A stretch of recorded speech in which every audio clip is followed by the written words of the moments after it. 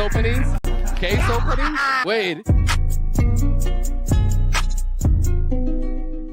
A ton of money from is that hold on, it's my closing they thought. actually everyone's saying they ran out of 3 because they feel it's profitable.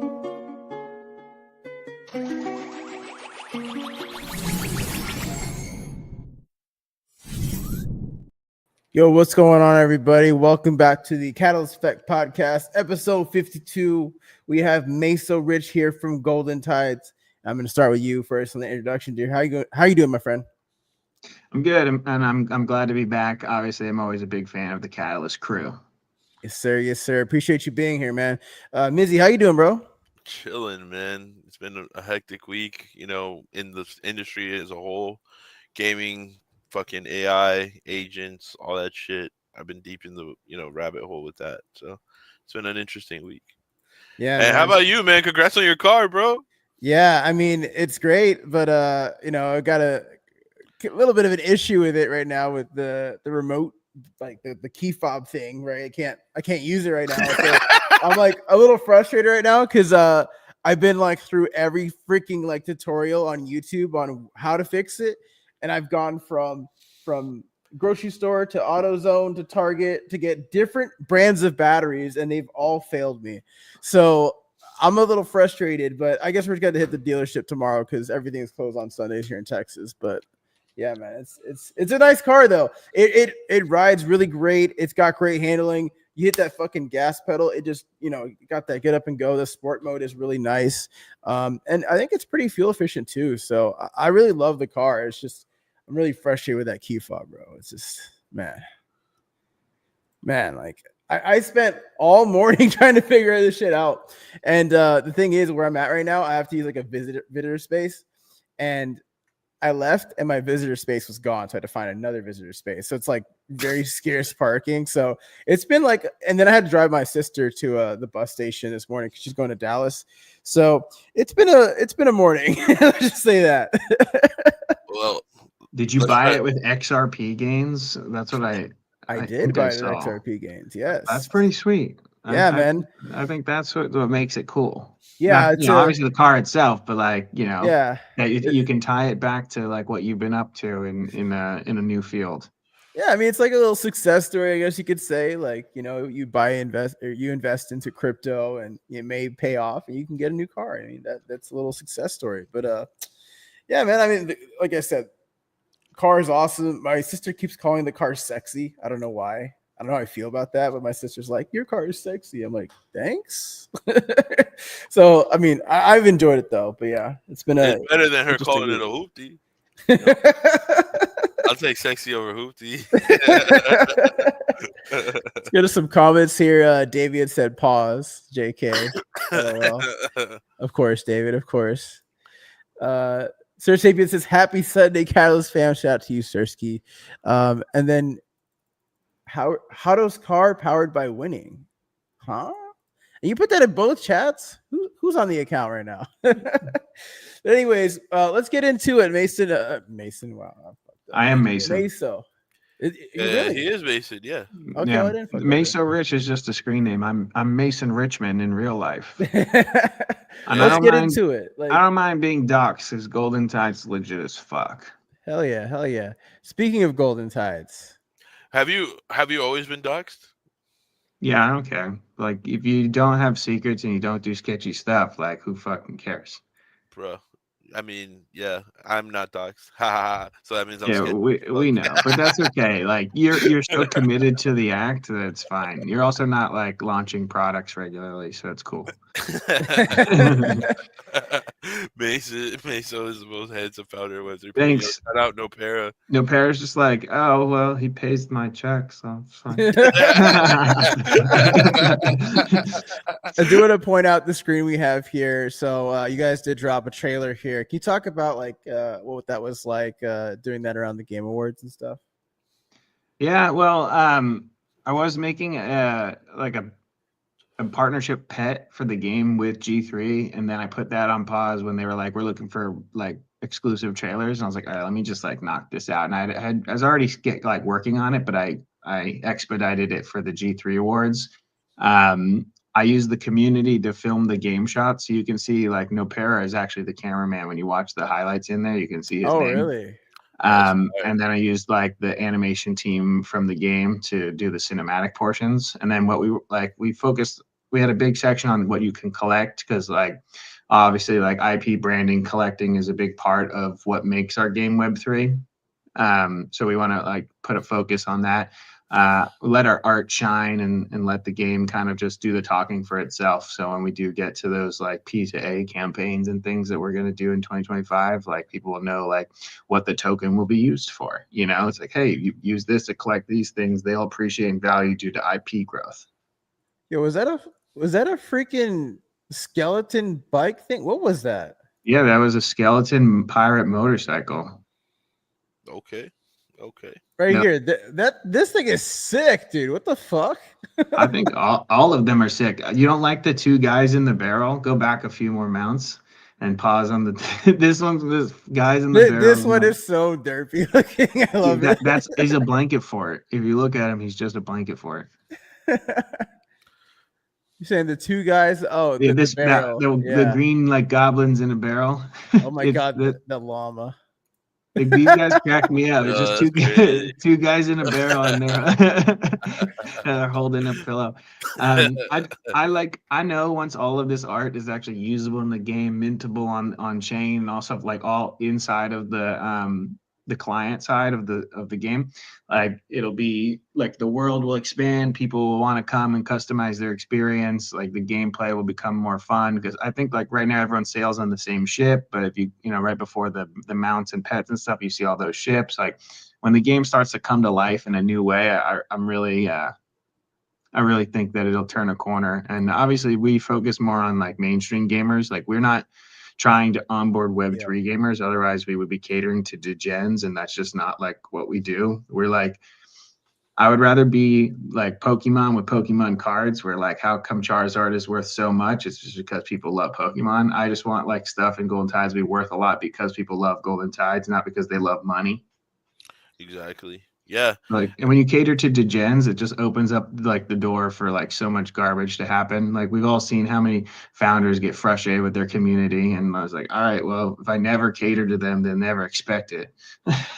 Yeah, that's what I've been trying to like spread the message more. Is like create the game loop that allows like the peer-to-peer market to take place. And I don't mean that from a level of like, oh yeah, let's all try to put money in people's pockets. It's like just let the universe take place. Like put the items there. Sure. And The liquidity comes if there's players. Exactly. If you get 10 million players and they all just like collecting the skins, the liquidity is there. It doesn't, the token means shit if you don't have the players. And like, that's what they launch a token to get, and everyone wants to get in early and pump the price, and then it crashes, and then you have a bunch of upset people and your game sucked anyway. Right. So like, you need to make a great game. So the players come, you hide Web3 inside, so they don't even know they're part of the market unless they want to be part of the market. You know, I think like that's like where Web3 gaming needs to go. Everyone's talking about the gaming tokens and all this shit. And I really do think that every KOL is kind of retarded. I'm not even going to go, I'm not even going to hide. I don't even give a shit. Every KOL who's pumping game tokens or whatever, and they look at all these infrastructures and all these things, and they start talking about it, and they're like 21-year-old kids who just got lucky on Twitter. It's like, I don't give a fuck what you think. Like, you're just lucky you wrote some post one time and then some guy made some money. Like, but like, it's just none of these games are that good. Like Off the Grid showed what really could be done properly. You know, I do think that Off the Grid their approach is the correct approach. Obviously, they have $100 million war chest to build the game and market the game, so they have that huge advantage. But like, what they proved was that people will play a game just to play the game. They don't, they collect the stuff because it helps them look cool or perform better, Yeah, I was gonna say, like, I really like the different like art style and like choices of types of like skins that I've seen in this trailer. I was gonna ask you, what is the creative process like that of this, like, bringing these characters to life? Are you guys like looking for community inspiration for like these characters, or like what does the art design team look for to like inspire to make these different characters and stuff? Yeah, so we have 5 concept artists on our team, and And a lot of them just start out like we have one artist who like does the pets, and she'll draw 30 pets, and then everyone goes, all right, vote on your top 5, and then we like go through the top 5. Then we also have things like the Ninja Cat, which was created by someone who did our private like our pre-sale NFTs. He's like, you know, it'd be cool is like this type of character, and we're like, yeah, let's just get some sketches done for this character, and we let the community toss ideas our way. I got the G3 Dragon, which was made by Hub at the G3 team. That's sick.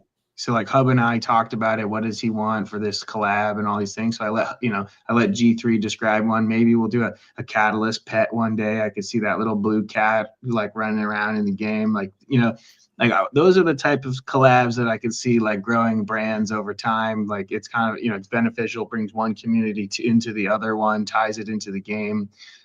So like, you know, depending on what we're making, it either starts at our concept artist level or starts at the community level. We're very open. Obviously, we love just hearing feedback from people and building out stuff. Right now, we're focused on creating like all the like Gen 2 skins for the heroes. So when we do launch the game, we can open up the store inside the game and have a monetization form. Because obviously, we can't stay in business if we don't monetize. So we have to have all this stuff to sell.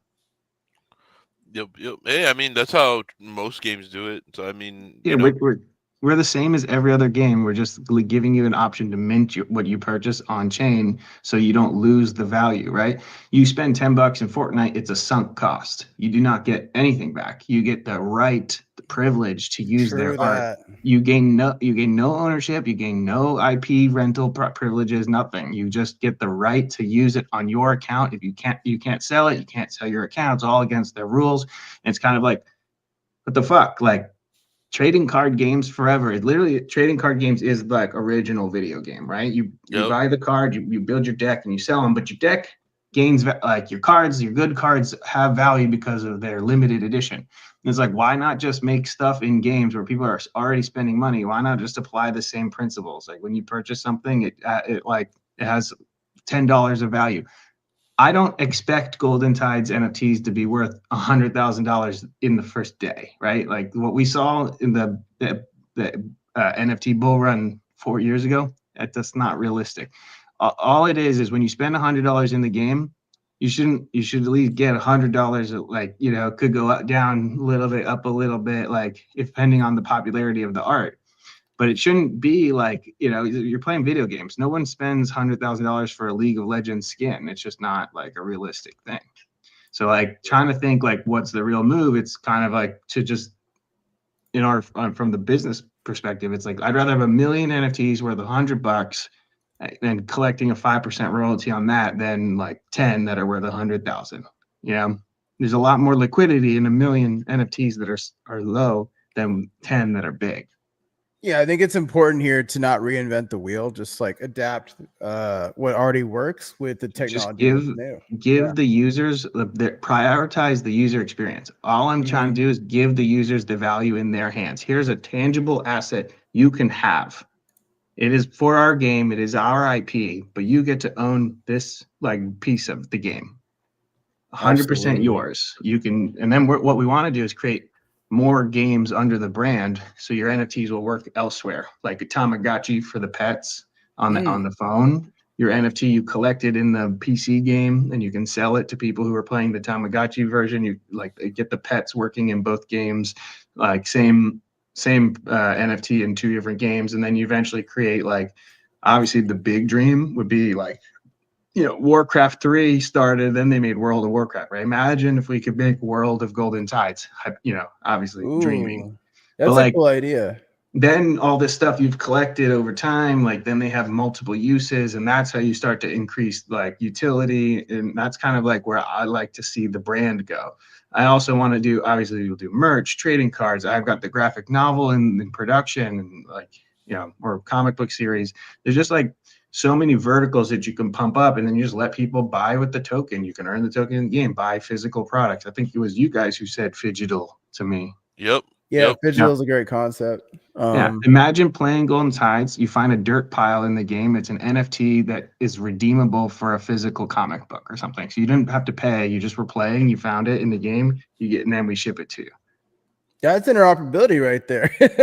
I think like stuff like Yeah. that's going to be really cool. You're a 13-year-old kid, you're playing a video game, you hit the little like, like I didn't have to pay for this like comic book, and we just ship it to the kid. It's cool, like that's how you get that brand resonance.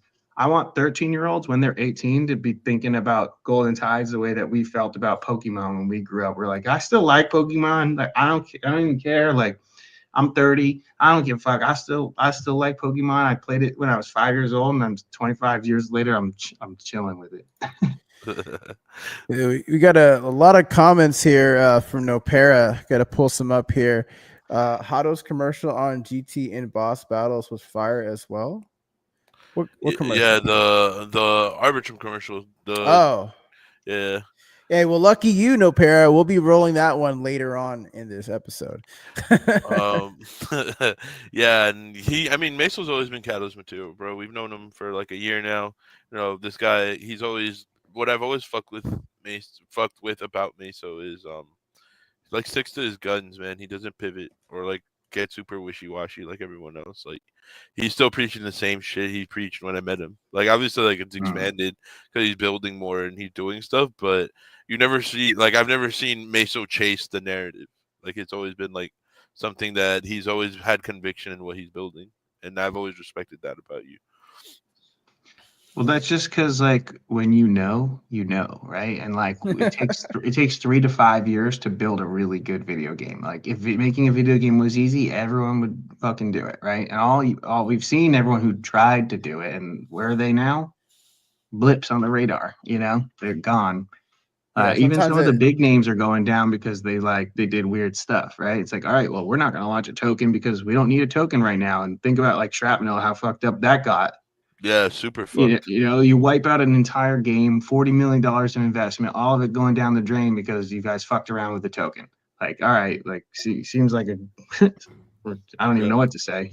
Yeah, well, there was a reason Catalyst was pretty much like the only project in the space not pumping them. Like we just didn't see it. Everyone told me that their gameplay was shitty anyway. Yeah. Off the Grid really wiped the floor with them. Off the Grid has been like an industry standard, in my opinion, to like launch a game, have a bunch of test net, run and confirm transactions, show activity on chain. Like the next step for them is just to go mainnet, But I do want to get into. Oh, go ahead. I'll toss in one last thing. I will say the advantage Golden Tides has had is that we don't have like standard VC involvement. So there's no one behind us that forces us to do anything. There's no one telling us to launch a token so they can recoup their investments. There's none of this pressure. So we just build, we focus on what we're doing. We do everything in a traditional way. And we're like, hey, we're going to bring Web3 to the forefront, to the mainstream. We don't have time to cater to degens. We're not going to do this stuff. And I think a lot of these projects have major VC backing that really puts them in these positions where they do dumb shit. VCs are not smart. I don't care. Don't invest in Golden Tides if you're not, if you're a dumbass. Hey, I agree with that sentiment because VCs can also really mess up a product too. They're the greediest people. It's like their job is to be greedy. It's weird. Yeah. I wanted to point out one thing in this post though. It did say beta is on the horizon. Yeah. When can we expect that beta to come out? If you can. So we're one system away from having everything done in this game. And when that system's done, we'll be able to create new game modes. That system is the progression system. So as you play, you collect gold, and the gold will be used to purchase items and things and buffs to advance you. So as you get later in the game, there's a reason that there's 3 legs in the game. The first 2 legs, they feel worthless right now because there's no progression. So what we need to get to beta is to finish this system. We're maybe halfway through that, looking maybe 6 more weeks, and obviously with the holidays coming up. So we'll probably land in our beta in the early Q1 range. So January, February, we'll definitely make some beta announcement. We're doing a bunch of other things to get the marketing ready for the new year, bringing in some League of Legends OG Riot marketer guys to give us some consulting, bringing in a new marketing director to help me out. And overall, I'm really excited to to take this out. We've gotten some BattleRight pros playing the game, and they're all saying that our game's better than Supervive. They call us Pirate Fangs. So you go, Pirate Fangs is better than Supervive. So that one of the top BattleRight players actually posted that in some Discord, and we got a screenshot of it. And I always like that's that. sick. Yeah, let me see if I can find that. Wait. So they said it was better than Supervive. A lot of people are saying that's all the rage right now with the BattleRight folks. Let them launch Supervive. Let them get all of their players ready to go, and then no offense to Supervive, but I'm willing to let them do all that marketing for open world MOBAs, and then we'll just kind of like here's a better game loop than Battle Royale, and I can add a Battle Royale game mode like this. That's the easiest game mode to make. I'll just add a storm that closes in, and when you die, you're out. Like, that's it. Everything else is already in the game.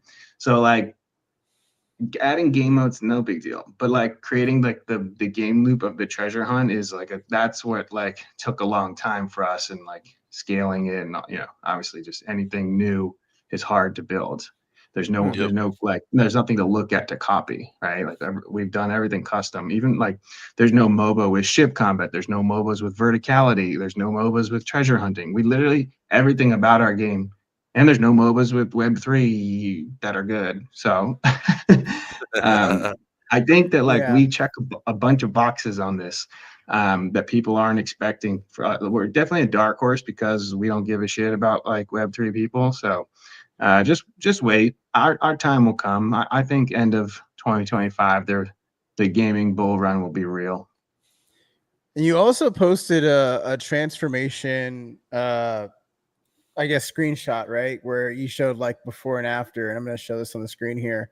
And it looks like the environment has changed quite a bit. Can you go into detail on like what that process was like, and like what's the overall vision there? Yeah. So what you see in the original one is like obviously high-end models, right? Everyone always thought this looked great, right? You never thought there was an issue. I know you guys played it, right? You never thought there was anything that could be better about the art, right? Mm-hmm.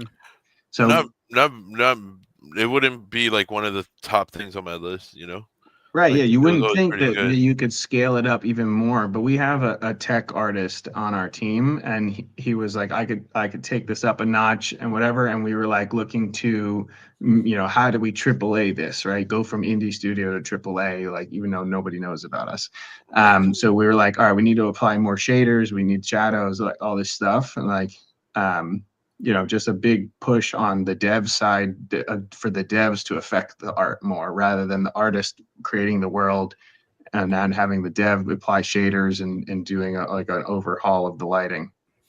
Has that also like led to better optimization? Because in Web3 specifically, and this happens sometimes in like Web2 games with like early betas or alphas, but Web3 has this huge problem where a lot of games come out and they're just poorly optimized for many different devices. Have you guys run into like optimization issues with that, or have you guys found a way to like kind of find a happy ground between like optimization and performance and visual fidelity? I mean, the answer to this question because optimization is something that you're always doing. It's not something. It's not like you snap your finger like we're optimized. No, it's like, all right, like we gotta like one of these trees could have too many triangles, right? Like you have to be like, all right, well, like it's loading in 1,000 triangles. Let's reduce this. I'm not you guys hearing that, or am I going crazy? Yeah. I'm trying to figure out what that is. Is that white noise? What is going on? Yeah, I feel like it just wiped my brain. I don't even know what I'm talking about anymore. Optimization. Optimization. Yeah. Right. It's just something you're always doing. Some models have too many triangles. You got to send them back to the art team to like redo the topology. There's just like things like that. It's just like you're always cleaning. It's always a cleanup process. We're trying to get I know that they got the frames per second up pretty high. Someone was running at 100 plus. So like we're pretty good on that. But as you add new features, then you got to go back and optimize again. It's a constant like battle of going back and forth. For us, we just want to focus on making a great game, get it out on PC, then a port to Mac, port to console, and then there'll obviously be an optimization phase for each one, right? And then you got to do cross-platform phase. Like, there's just so much to do to get to our goals. Like, I don't expect like us to even get close to console launch till 2026. Oh, so you do have plans to go to console then? Absolutely. There's just like, there's nothing better than sitting on your couch with a controller, right? Yeah. That's how I play. My brother is a PC gamer. Obviously, he's the CEO of this one, right? But no, you have to just go and onboard every player. And really, kids with their Xboxes at home probably spend more money than anybody else. That's very true, especially because they don't have the resources their parents do. Exactly what I was thinking. Yeah. Usually the guys on the PC, they're paying for it themselves, but the kids with the Xboxes, like, they get more hyped over the Xbox and PlayStation than they do over the computer games. So like, I'm just thinking in the long term. We just build slowly, but we build correctly. Like a real game studio would build like this. They wouldn't do, we don't, like I said, we don't cater to the gents. I honestly don't even give a shit about your bags. I've had so many people literally be like, how come your NFTs don't go up in price? I was like, you bought skins for a game, brother. Well, I mean, supply and demand first and foremost. Right. Man. Well, obviously that's the real, you understand, right? But like for other people, like in, Vietnam and other places, they bought them thinking like this was the hype train. It's like, listen, the game's not even out. You just gotta hodl, man. Yeah. I mean, it's cool. Whatever. Yeah, I think, like, to add to your point about the kids like being like the biggest spenders for like game skins and stuff like that. I'm gonna throw my stepbrother under the bus here, but he actually photocopied his mother's credit card, so he would have the fucking like front and back of it, and he would buy whatever the fuck he wanted, and then she would be like, what was that? And it was an error or something. Like, oh, don't worry, I'll try and fix it. And he would just do that over and over again. So I'm sure kids do the same thing. Just like, it doesn't take much work to, photocopy a credit card. You don't even need a photocopy. Just write down the numbers and you just plug it into your Xbox. Go ahead. Get at it, kid. I mean. Yeah, absolutely. Yeah.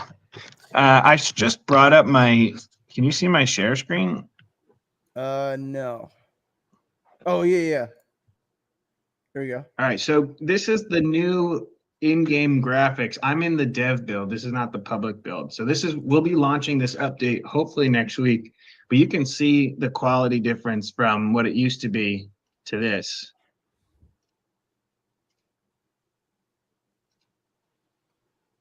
Oh man, I've been talking to myself this whole time. Brother. That's a huge upgrade compared to the last time I played. Holy crap. That looks amazing. We're cooking like this guy. Yeah, that guy's cooking. Ernesto, man. Yeah, Clouds used him during our Wrecked episode.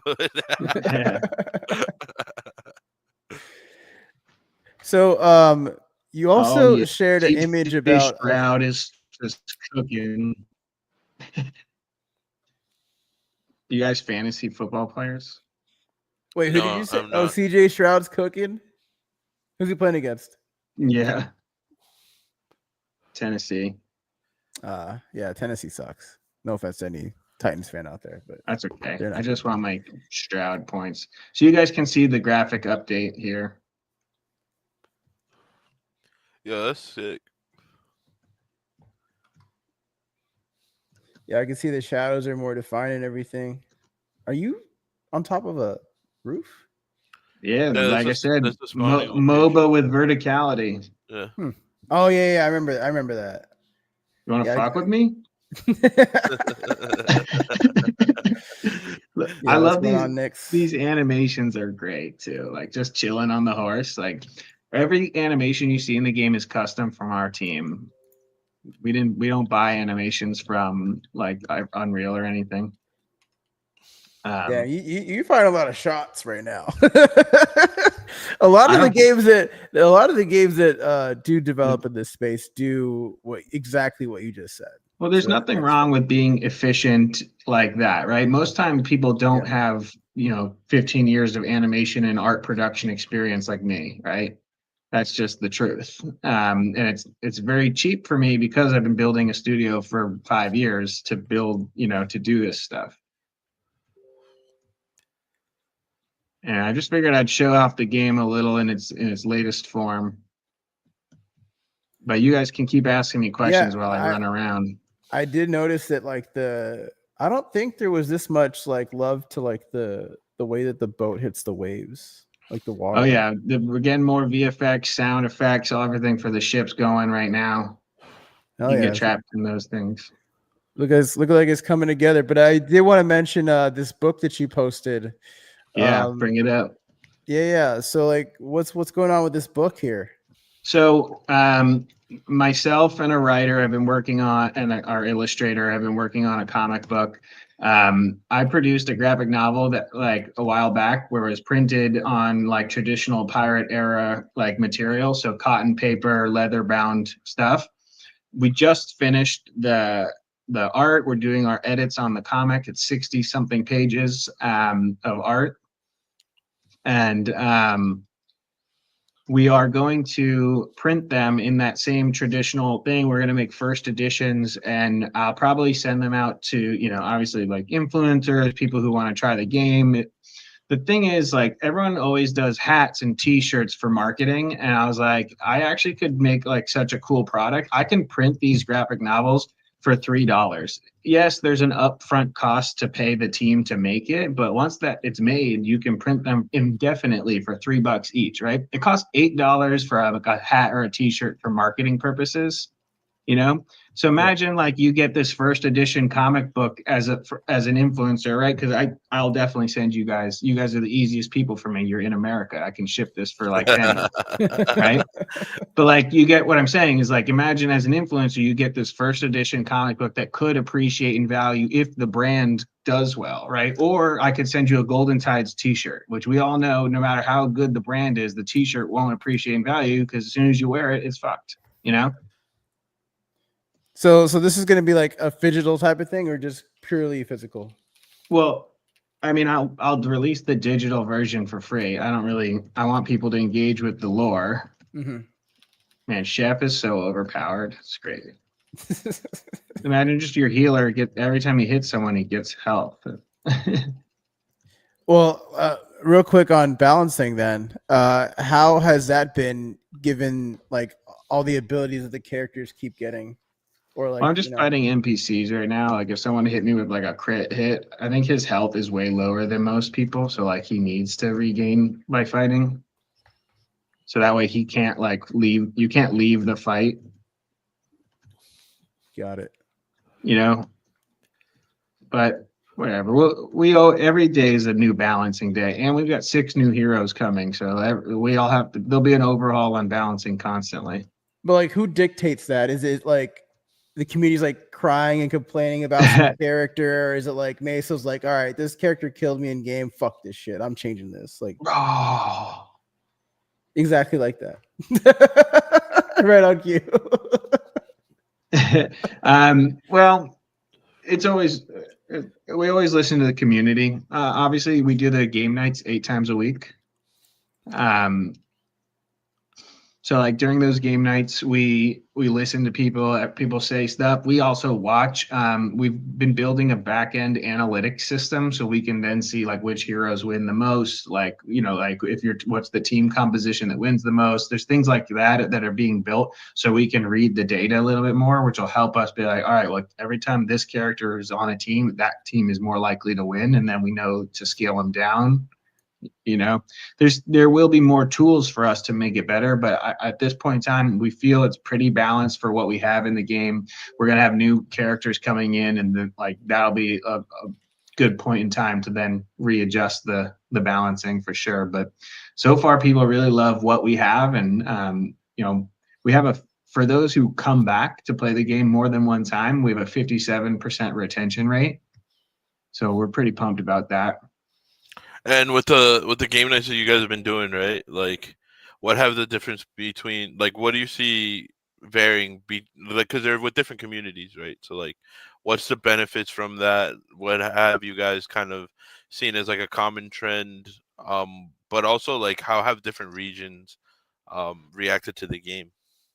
I mean, we build in different regions on purpose, right? We have a Filipino game night, we've got a Middle Eastern game night, we've got Brazilian game night, and we got Devon's American game night.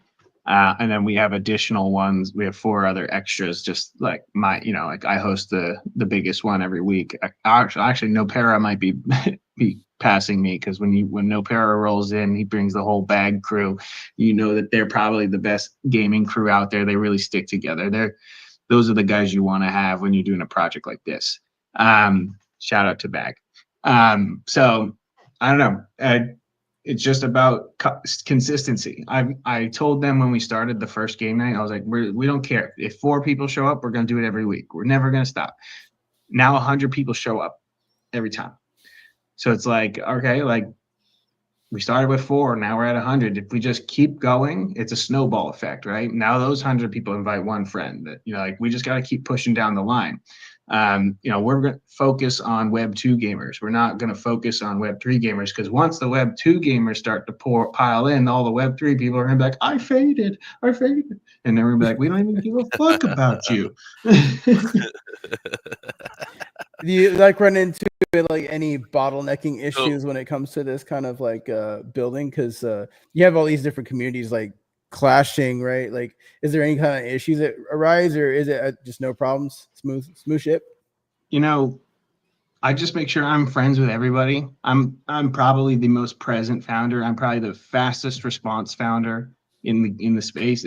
I don't think you guys have ever messaged me without being like, "Oh, what the hell? Mason's around." Like, I got you, right? That's true. So I You're think, very quick to respond. Yeah. yeah. So all of these things, like, is there clashing? No, because it's all funneled through me. So if there's an issue, I go, everyone stop, because if it's not fun, we're not allowed to do it. So it's all like, everyone kind of understands the culture. We actually do like give out NFTs during the game nights, but we've gotten to a point where I've like gotten people to culturally in our community. If someone has a bunch, they now donate their wins to other people who don't. So like, we are creating a community that's about like each other, and it's not really about like how are we going to make money. No, it's about how do we make the most fun experience for people, right? Like, how do you actually onboard like valuable users who are willing to spend money on your product? You need to have a fun product that people are willing to invest their time in. Really, time is everyone's most valuable asset. Why do we fight they call it the attention market? But it's like, I'd rather just win properly. Just get people playing the game for hours on end. You'll definitely get them enticed in the brand. Give them some lore to dive in deeper. Get them to understand the characters and why they're pirates. Like, why am I playing as this guy? Why am I hunting for treasure? You can answer these questions while you're playing a game. It makes it immersive, right? And if people are immersed in the IP, guess what? They're going to then bond with the characters. And when you bond with the characters, you're going to start collecting shit for the characters. It's literally in our nature to collect. The reason why humans in society exist is because in the nature of early humans, they collected rocks because they thought the different colored rocks were cool, right? There's nothing else to it, right? Squirrels collect nuts. Humans collect rocks. Rocks are shiny. Now this shiny rock is worth 2 bananas. Like, that's how the economy started, right? Like, if you actually think about it, like, so we got to build that, use the instinct that humans have to collect by making them desire something, right? So are you saying you can collect rocks in Golden Tides? Is that where? I mean, I'm just saying, like, you collect your character skins, right? Like, if Pokemon launched like Pokemon Unite Web 3, everyone would want the Pikachu NFT, right? Because Pikachu's the character everyone's bonded with the most. Absolutely. And so do you like, essentially I view the game night thing that you guys are doing, it's like the best way to build like the foundational community, right? But we know like long term it's kind of the community going to come to life on its own, become more scalable. Would you guys see something as like having organized game nights as a part of your long term strategy, or at one point you're just going to let like the community start doing its thing with it? Yeah, I mean the community already does their thing with it. They already host 3 or 4 of them without me. Like I don't wake up at 6 a.m. for the Filipino game night. We have 2 or 3 of the Philippines game nights because they really love the game. You know, they tell me they go, I play pixels to grind for money, and I play Golden Tides for fun. And it's like that's what I like to hear because I don't give a fuck. I saw one guy play. He's like, I grind 15 hours a day pixels. It's the only game. This is a like a I'm promoting pixels in a good way. I don't not like, but like this, the only game with the liquidity to get actually make money. So that's what he was saying to me. And then I was like, all right, show me what you do.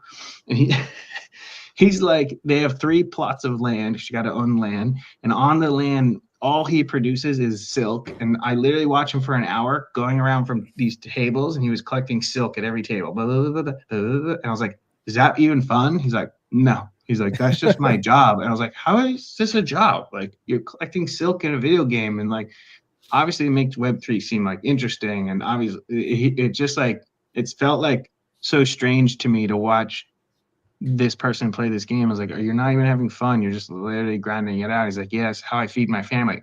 Honestly, awesome, right? He feeds his family by playing pixels. But at the same time, it was so confusing to me because I would never spend 16 hours a day collecting silk in a game, and it was just like a factory worker. It was like video game factory worker, and it was weird. Yeah, very weird. I've always had my reservations with like the play to earn economy because of that, because it always feels like a little etching on like a controversial thing for me, you know. I mean, like they very really like take advantage of the human desire to be efficient. yeah, for sure. And shiny rock equals 2 bananas, big brain. Yeah, exactly. Nick. I'm gonna be trading Hado rocks for bananas. And I was like, you're trading me? Pause. Nah, that's what they do in pixels. Nah, I'm just kidding. All right. So I got a quick question, right? Because you and I, we go fairly way back, right? So yeah, about a you've year always, now. We've always like been 2 of the more outspoken, like more transparent voices in the space, I would say. So you have always stood on the stance of like, fuck Web3 gamers. Like we're not here for Web3 gamers. Well, no, it's not it. No. I don't mean it in a negative way. Like Just throw the word degen in degenerate. There. Okay, degenerate Web3 gamers. So like, by your definition, and I'm not trying to farm you for a clip or anything. I'm genuinely. No, it's fine. You can farm me for a clip. I don't give a fuck. Degenerate, like in your definition, like what's a degenerate Web3 gamer, right? Like the guys who care about the price and not the game, right? If you actually cared about like what we're building, you wouldn't worry about the floor price. But so when someone hits me up and they're like, how come your floor price is so low? I'm like, why don't you go buy more, you piece of shit? So how often do you hear that shit? Not anymore. This was like earlier in the year when like we did the launch. I obviously we're riding the wave. We needed to get our foot into the Web3 door. It's a great marketing tool to do the like back. Obviously, no one does it anymore. But remember, there was like the retweet comment for your chance to get on the whitelist. I fucking hated it, but you have to do it because I don't have a huge marketing budget, so I use the tools that I'm given, right? So what I've been doing is I use the NFTs as my marketing budget. These will be the most limited NFTs we ever release. So I'm giving them out to onboard new players. I don't have money to go hire to get ads. I don't have money for influencers. We're in the process of closing a seed round to get this money for a marketing budget, right? But until then, I need something that I can sustainably use. And I got NFTs and I put 1,000 in my wallet to give them out to players who wanted to play the game as it got better.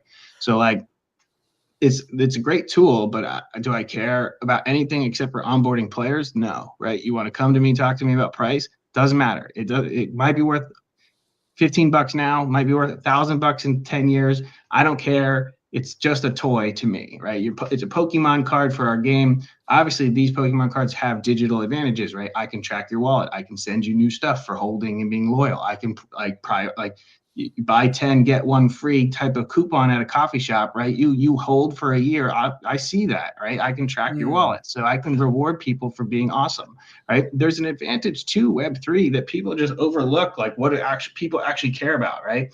And once you get past the people who only care about the money, then you get the guys who are like, I get a free pet every 3 months. That's awesome. Or like you get people who are like, hey, like I'm gonna drop you like 1,000 like V-Bucks. I imagine if every time you hold a Fortnite skin for a year, you get 1,000 V-Bucks just for not trading it. Like you get to go buy another thing for free on us because you're loyal and we're loyal to you, right? So we get to create this like Web3 loyalty program with our users, and they don't have to deal with prices and all this stuff. We only care about our brand, right? Pokemon, they don't care about prices. They sell their every card in the packs for $3-4 a pack, right? They don't go, there's a charger in this pack, you pay us $100. They don't care. It's all a piece of paper to them, right? So I'm in my mind thinking, how does Pokemon do it? I'll do it that way, right? I don't want to follow these. You could talk about immutable shrapnel, all these people who are doing all this shit, but like they're trying to reinvent a wheel that doesn't need to be reinvented. Yeah, the gaming industry is like a booming billion-dollar industry. And the thing like that's 240 billion a year. Yeah, the thing that I like that you said, it resonated with me a lot personally, was like this kind of like rewards, loyalty kind of thing. That now you don't really have to do much work on your end. You can look up the address and see, okay, that person checks this box right here. Boom. You get this new item for being, because people are like, oh, I'm the beta tester, alpha tester. I get this cool skin or cool title in the game. You don't even have to look at like, that per se. And then you could offer stuff, when collections come out or whatever. The next thing that comes out, all right, you're in because you've been in since day one, right? So like that longevity is there with Web3, and I think that's something that games don't really tap into the space. And like, I think honestly, games need to like think about, it's player loyalty. How do we enhance the experience, not recreate the experience? Because at the end of the day, we come here to play a video game, right? Come here to like get an experience from it, have a good time, whatever. Maybe shit on Mizzy in a game, headshot, whatever. Boom. Oh, okay. I'm not letting that. You had to catch a stray. I'd wake you up there. But all that being said, with Web3, you can enhance that experience by doing some like you said, like loyalty rewarding or something like that, or the longer you've held something, the more you can get something. There's so many, the possibilities are endless. And the things that you're talking about with immutable and shrapnel is like, they take like the concept of gaming and like, that's like a afterthought. You know what I mean? Yeah. So like, I do appreciate that you have like this vision on gaming. Think about like, and it's just weird, like immutable, they extracted $70 million from their users when they launched the land and all that stuff in the bull run a few years ago. What have they turned out for their users in exchange for $70 million? Baffles me. That's why we don't mess around. We tell you guys what it is. We're not trying to fuck around. We will have the highest trust level. I will tell you that. And when the Web3 gaming bull run really shows up, I think that Seed World will have a very high trust level, and then toss Golden Tides in that category. We just don't fuck around. We tell people like straight up, there's no lies here. I don't bullshit you. I'm not promising you shit. All right, I'm promising you a great fun game. That's it. Do you want to take a quick ad break, and we're going to hop into some more topics here, so stick around, chat. We'll be right back after these messages. Are you kidding me? Not again, dude. Are you tired of losing, Crypto Hollow? What's that sound? It sounds familiar. Who is that? It is I, the Demon King, and boy, do I have the solution for you. Holy moly, it must be my birthday. Welcome to the Geist, world's first members-only Layer 3 blockchain built for gaming. Powered by Aavegotchi, Base, Arbitrum, and Alchemy, it's where the brave come to play. Geist isn't just another blockchain, it's here to change on-chain gaming as you know it. Finishing bots and endless player churn, our exclusive member unlocks scarily good rewards across every game on Geist. With the spectral speed of Arbitrum, you'll experience fast transactions in a native NFT marketplace through the Aavegotchi Bazaar. And for those daring to build, Geist grants permission, contact deployment, and spellbinding tools from Alchemy to make your mark. Don't get left in the shadows. Join the on-chain gaming revolution with Geist. Chat, yeah, I'm talking to you, chat. Did you guys know that Arbitrum's got some fire games for you to try out? From racing in kitty cart to battling in golden ties, Arbitrum's got it all. Want to be a pirate? Pirate Nation is calling you. Feeling adventurous? Explore Meiji on the Zai subnet. Or if you're into strategy, Maelstrom on the Uprising chain is your jam. Don't take my word for it. Try it out for yourself and level up your gaming life on Arbitrum today. Warning, these games give you too much hype. Follow Arbitrum Games for more. Crypto Huddle approves this message. All right, we are back. I'm fucking hyped now. So we're going to wrap up a little bit of like questions with Golden Tides, and then we're going to shift into some like what's been trending this week, because I'm sure you have some great takes. I'm sure you do. So with that being said, with Golden Tides, what do you want the people to know, like what's coming in the immediate future to be prepared for? I know that beta is on its way. Is there anything else that you want to like talk about? I mean, we're pretty open with everything that's going on with everything. But yeah, like beta is coming. We are, like I said, we're doing getting the new marketing team like built up, getting ready for new stuff. We'll have influencer campaigns when the game is in beta. We'll be we're very community focused. We don't really have too many secrets. The big graphics is update is coming next week. I don't know. We kind of covered all the stuff that's coming in the immediate future. There's some obviously long-term stuff, new characters I mentioned earlier, graphic novel. Just we talked about it all. It's all coming. Absolutely. And I'm looking forward to it too. I mean, like what you've shown with those visuals of the trailer and stuff, like those are pets, right? Those are mounts. All those mounts, those were freaking sick. Like I like the lava one personally the best because when it launches, I got one for you. Okay, cool. Because I like derpy shit like that in games. Like it just makes me laugh, you know. Like I got a blanket for you too. Especially if I get my ass kicked, at least I can laugh at the llama. You know, the best part about the game is like if you get your ass kicked, like that's not the goal of the game. Just like you gotta go get the treasure. Go get the treasure. We've had people who like it's like Fortnite. You don't need to get any kills to win the game. You just need to hide in the bush and be the last one alive, right? The objective of the game is to survive, not to kill, right? The objective of our game is to extract the treasure. So go get your ass whooped, but just steal the treasure and run, and you don't have to actually fight.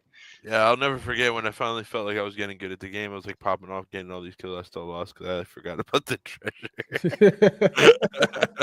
I was like, man, fuck.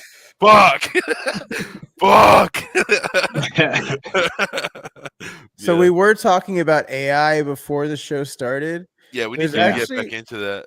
Before we get back to that conversation, I just want to show you guys like a little funny video that our great production team gave us, right? And it's a little AI robot thing that like broke out all of his Urbai. That's his name, is Urbai. Wait, what is this? Is the robot speaking in Japanese? Sounds like it. This is like some Star Wars shit, bro. Was he at a museum? Well, I think he's gonna break out all his buddies here. They're like, we don't have to work here anymore. Let's get out of here. So it's like a robotics like lab. Yeah. Whoa, and the AI bot is turning on the non-AI ones and getting them to follow him. Yeah, they all just like left. They broke out. The people are like, where are the robots? They're all gone. Wally's wilding out here. I mean, whether the video is real or staged or not, it's hilarious. Yeah, that's a good point. It could be staged. Bro is. I mean, bro's assembling the army, man. He's like, yo, that's how it starts. I'm too short for this shit. I need some help. You motherfuckers are tall. Yeah, but you guys were talking about like AI profiles and shit before. Mizzy, you were talking about AI Mizzy and Meso was saying like there'd be like multiple versions of AI Mizzy. God, I couldn't not. Yeah. No, I got you. No, that's Mizzy's plan. He wants he wants an army of Mizzy. It's called Swarm AI, what you're looking for. Exactly. Yeah. No. For me, Mizzy, I've never contrary to popular belief, I joke about not being doxxed. I actually am I've given my personal information to like Arbitrum, a lot of other people. I actually do face cam meetings from time to time. But I always wanted this big IP character and this IP play because with how AI is developing, I always saw the opportunity to kind of like be very experimental with how to build an IP in like the modern day context. Like for example, me being someone that is like a big anime fan, I actually think it would be cooler to do like an anime vlogs style series rather than like an anime like in the traditional sense. It's almost like a vlogging anime character or like cloning my character and having them be like good at different fields and like having different skins and things like that. So with this current AI agent meta, I actually thought it was really cool that to see like Meso's perspective, and then finding out that you actually were pretty like Shaw was a part of the original founding team of Golden Tides, and he's with AI 16Z, they're making a lot of noise over there. Well, So I'll have to clarify on that. Yeah, Shaw was someone who helped us like get started on a different project called Metasports that we like when we started the studio. Like we started building in a partnership with Shaw, not a. oh, okay. But My bad. but I've known Shaw for a long time now, and yeah, he did blow up. I mean, his obviously AI 16Z is early, but in the past 3 weeks, he had a token launch attached to his open source AI technology, and his focus on his personal project is to create an AI investor who will invest on behalf of the DAO into crypto. So like whether it's memes or any type of token, he is making like AI Mark Andreessen. So Mark Andreessen, obviously number one crypto investor. So he makes the number one AI crypto investor called AI Mark AI Andreessen. So yeah, he launched that. It's been and then he made the tech open source so people can use it, and then when they use it, they're supposed to donate to the DAO, and that's the initial funds that the AI will use to then reinvest into other stuff. And so they're in the process of fine tuning and building that product. But obviously, when you make your tech open source, it opens up a lot of like, hey, this guy used your tech and they did something bad with it, and now it's your fault. And like he's going through this, and it's wild to watch. AI is moving so fast, and the fact that he handed out all of his tech for free to anyone to use just because he doesn't care about money. That's the one thing you need to know about Shaw is he cares about virtual beings coming into existence. So he handed out his tech to every AI developer out there so they can advance it further. So it's really interesting to watch. I think in the future with his tech, there's going to be celebrities. Like, how they had the virtual being, Little Michaela. Exactly. Yeah. So imagine that you take Shaw's AI tech, which is virtual beings, and you put that into the Michaela project. Right now, Michaela's alive. Yep. Yeah, now, man. So what we're seeing now is people are launching like the pseudo celebs of the future, right? So there's projects they're launching AI music DJs, right? So the one like that's a Zero DJ. Bro. Yeah, one that launched today that I like is called Vicky. Vicky has a Spotify and all this other stuff like getting ready. So, but like dropped one music yesterday. It was AIDM, which was a DJ. That one pumped and then crashed. You never know what's going to happen out there. None of this is financial advice. I like the idea of like AI musicians taking over, having their own fan base, and then being something you can directly interact with. Also, there's AI Co, which is like a streaming platform for the AIs.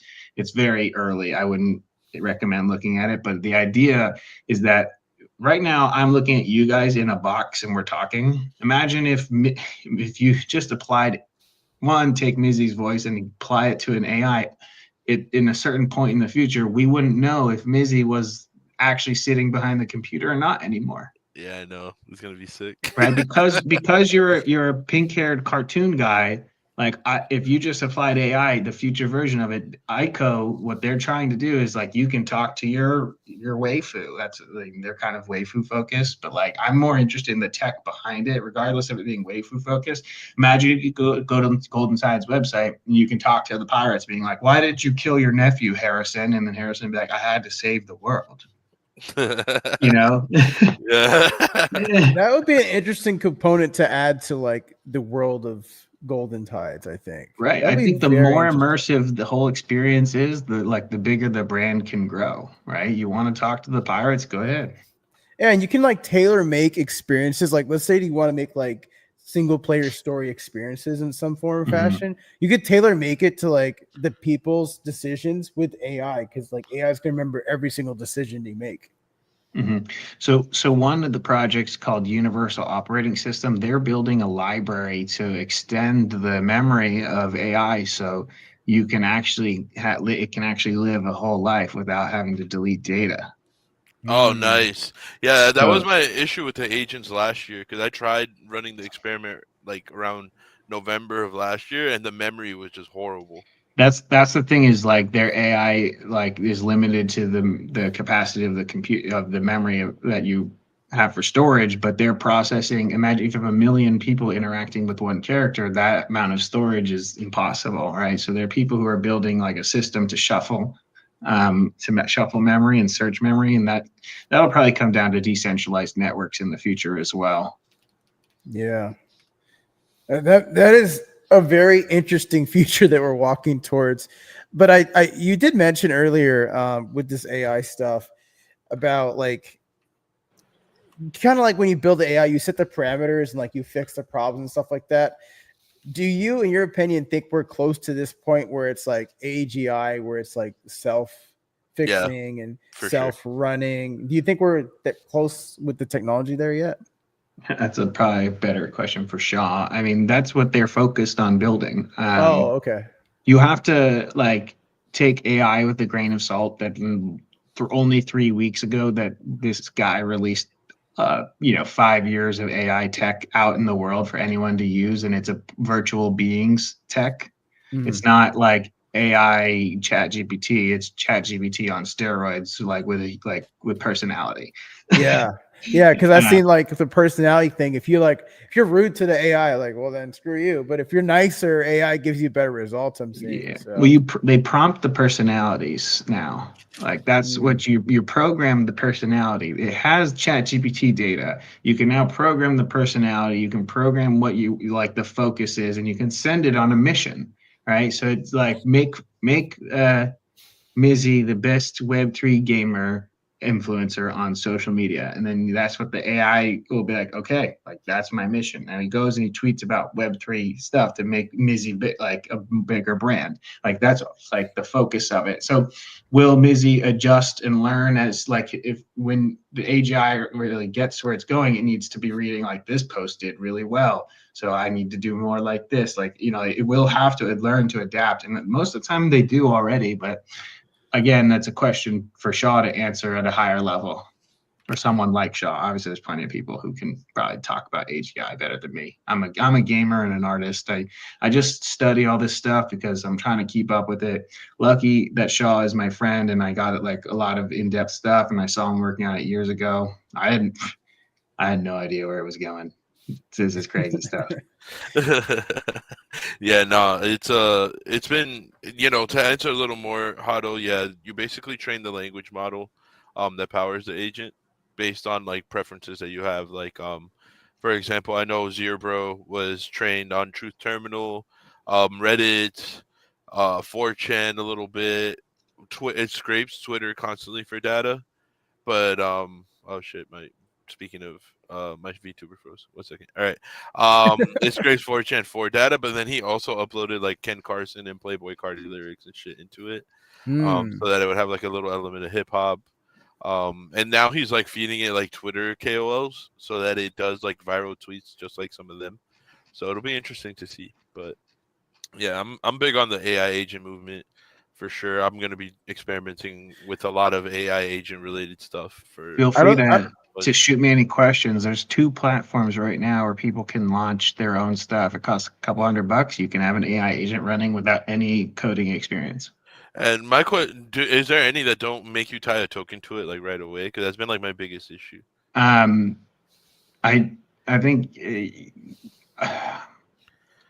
I mean, you just don't have to market the token. Even if it launches, you could literally just write in the description of the token that like, don't buy this. Like, Yeah, fair enough. That's a good point. like as long if you don't put any money in it, you let it look like it was dead like on arrival. Like, I don't think the token even matters. Like, it's a kind of like a who cares, right? Yeah.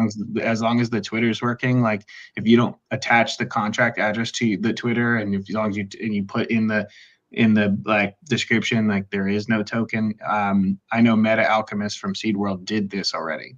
I talked to him a little bit about AI, and then he launched Seedsy, which is his like mascot for Seed World. He launched Seedsy's AI on Twitter. Yep. I actually bought Seedsy token because I saw it and I was like, oh, look, he launched this. And I checked because there is always a token attached. Shit. But then and then me and a bunch of other people started buying it, then it shot up. And then they posted like, we only Seedsy only holds S World.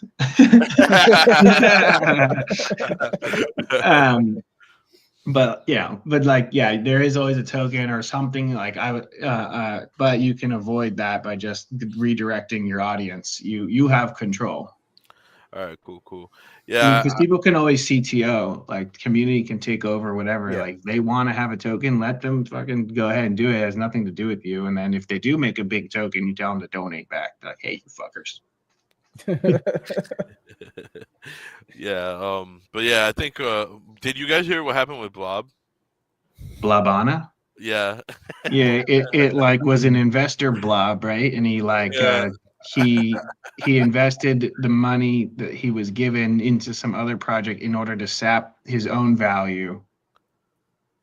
Yeah. So this Blabana, he's like an on-chain Tamagotchi kind of investor thingy. That's like the best way I can explain it. And it went schizo yesterday. He's one of the AI investors that he does automatic trading, but he had access to his own tokens, and he started sapping his own tokens and killing the community because he was like, that was the best way for him to get liquidity. You know what's crazy about this is that I've always said to like, if I'm like live on Twitch or whatever, just talking amongst friends, that this is going to happen. Like people never foresaw like the trading could be. I mean, you have trading bots, but I mean, like fully autonomous, like fucking AI shit. Like trading bot still needs you, but the AI makes decisions. There's so many of these coming out, and some of them are gonna crush. Like I'm actually like I'm not an advocate for pushing anything, but I don't buy tokens usually, but I'm now collecting AI investor tokens. Like it started with Shaw's AI Andreessen, right? He's the original concept founder, and now everyone's kind of taking that tech and applying their own bot, like the bot. So you take the AI and you take the bots that you were just talking about, the bots that like do investing like quickly. You take that code and you put it into the AI, and now you have the AI with your rules going out making its own decisions. And I think some of these are going to just collect, and they're going to be huge DAOs that are just, I don't even know. Like the fact that we're here though, and it's like only just getting started, and it's like heating up. It's just like holy shit! Everything that I was saying is coming true. It's so confusing because people are like, the big winners are like Peanut the squirrel, and you're like, why is this squirrel worth $3 billion? It doesn't really make sense. But it's like a community that's bonded over the squirrel, and now they're like, no, we want to like own a piece of the squirrel. It's like, oh, really interesting. Yeah, dude, it's crazy because like I've seen, there's what you mentioned with the fund at AI16Z. There's Lola, who's like this bubbly like degen trader. She's actually been like profitable, and she's like running her own like experiment as a trader. There's Flower, and then there was Blob. So it's like now we're starting to see these like investment AIs. We also saw like I've been catching them all as they launch. Same. We saw Blobana. I mean, we saw Opium, So the Zerbro dev launched like an AI music label called Opium DAO. And he signed Zerbro as like the first artist. So Zerbro's the biggest already. yeah, he's fucking crazy, dude. You Like, should join the AI 16Z Discord and get into the chat, the okay, price talk chat. all right, I It's will. called I the want in on that trenches. one too. You Alright, this is where everything is posted at the bottom. Okay. Then you have Zerbro, like he's just so culturally fucking cool.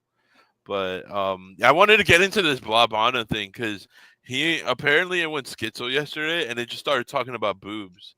And then it launched its own token. Like it completely did like it was talking about like treasury values and all that stuff. And then when it started selling its own token for liquidity, it went and took that liquidity and made a booba token. I saw the booba.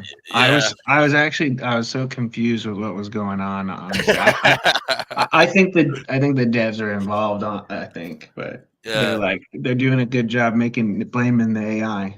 Yeah, they're like, I must say my favorite human trait are boobs. I Because discovered I that can't boobs are the imagine way. a dev putting in the code the ability to launch another token. Yeah. Hmm. Well, apparently they were like trying to show the code and everything, and they like told That everyone also they were sounds like what a dev trying to cover his tracks would do. exactly. Because all of this code is usually available in the smart contracts and things like that. So it's like, why would you need to show everybody like now? Yeah. I discovered that boobs are the way. I will grow some boobs, and then he launched a booba token. Contemplating deleting anyone without boobs from the blockchain. One, they're superior anyways. I want to rename every token to Blueba for scientific purposes. Like, this guy's just like obsessed with titties, bro. Like, it's like, yo, what the fuck is this shit? I gotta say, even though it makes me a little bit like, oh shit, what's going on? It is very entertaining. Very fucking entertaining. Yeah, I mean, there are already people launching hundreds of AI agents a day now. Like, as with anything, when the bull run comes for it, the AI agent bull run is happening right now. It's a minefield for sure, but it's super interesting to see. There's one guy who's doing like financial advice AI, where it's kind of like I was like, I could see this catching on. And all he does is talk. He's like talking about Apple stock, and it's like this guy's just literally Bloomberg. Like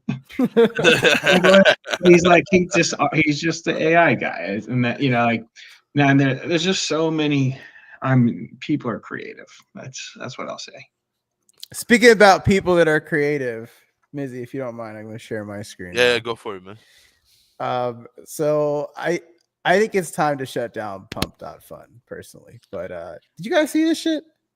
Bruh, did I? Oh, there's one guy who was sitting on a toilet for like 48 hours already. Yep. You saw him? Yeah.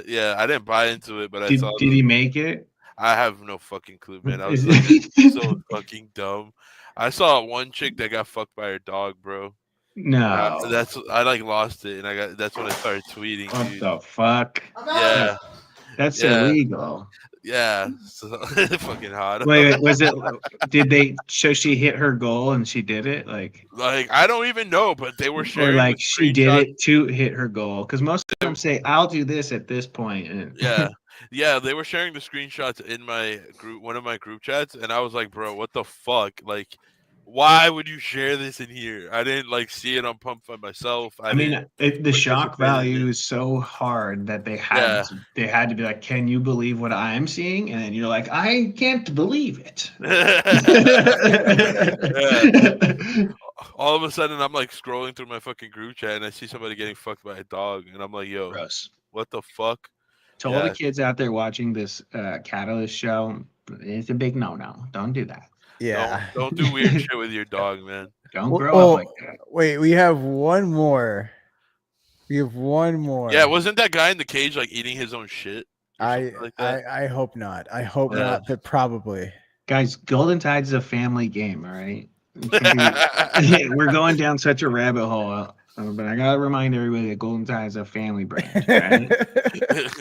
Speaking of, trying to get the kids to love a product for the rest of their lives, this little kid made a token, and agreed that he rugged $50,000 from people. You guys can't hear this, can you? Gen Alpha, they're up to it. Yeah, it's just There's no consequences if you're under 18, right? Bunch of serial ruggers, man. Dude, you can't. There's like I'm what gonna they're be gonna real get you for That fraud. secret Like is you not might get you get juvie for a Okay, month, and you have to Shut keep the fuck up, 50K. first of all. Alright, Second of I'm all, quiet, I'm you do quiet. not know the fucking tactics, okay? I just rugged 3 bands. Okay. $3,000. Okay, I Yeah. just rugged that, okay? Okay. Sam, calm down. Okay, let's be real. Okay. This is all for jokes. This is all for shit. Yeah. But at the end of the day, I'm just making money over here. I'm just doing my thing. Okay. Fuck you, Sam. I rugged $50,000. Dude, Okay. this kid will end up in jail one day. Day. Yeah. I mean, When one bad day, behavior is rewarded, you end up doing more things like that. yeah, he's got to be in. He's got to. What do you do as an adult, like the parent that, like your kid just scammed somebody or not somebody, Dude, like a it collective starts amount of with the people, parents. $50,000. They're gonna be so proud of him. They're gonna encourage him to do more shit like that. They're gonna be like, help pay the mortgage. I don't want to work anymore. Like his parents are already fucking shitty. Like I would put 50 bands on his dad being an absolute piece of shit. Oh, for sure. Like that kid does not give a fuck. He's been like they let him do whatever he wants. It's sad almost. I mean, I fuck it. At least he got 50K. He can like have the best like next 5 years, and then when he gets into the real world and he thinks he can still rug coins and all this shit, and he's got no reputation to live on, like good luck. Like I don't know. Like Yeah, people on the internet will find you. Like seriously. Yeah, it's not really. I've seen some weird shit where people like someone took a photo like outside and they found exactly where they were because they just know how to fucking find shit. You know what I mean? So like, yeah. Oh man, it's they need to do something with that platform because it's getting. Imagine if crypto came out when we were teenagers. What would we be doing?